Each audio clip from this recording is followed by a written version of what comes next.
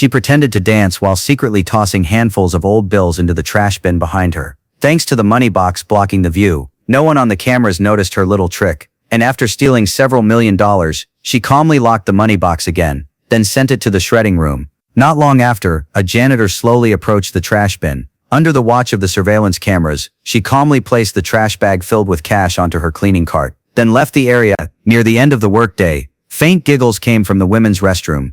3 women were stuffing bundles of old bills into their clothes like crazy. As long as they passed the metal detector at the exit, they could bring home several $1,000,000. But they weren't professional robbers, just a divorced single mother, a wealthy housewife forced into janitorial work after losing her job, and a young girl fighting a serious illness. What they had in common was extreme desperation for money. And the whole plan began with an ordinary, unremarkable lock. On her first days working at the Federal Bank, Lisa discovered during a shopping trip that the supermarket was selling the exact same lock used on the bank's money boxes. Already tempted by the piles of old bills at the bank, she bought it without hesitation. Once a wealthy socialite, she had fallen into cleaning work and selling her house after her husband went bankrupt in a financial crisis. The massive drop in lifestyle filled her with resentment. Seeing the mountains of old bills waiting to be shredded sparked a dangerous idea. In the days that followed, she used her position to study the bank's internal structure. Soon she understood the entire flow of old bills. After the bank delivered the old money, it was counted in the counting room. Then it was placed into security room money boxes.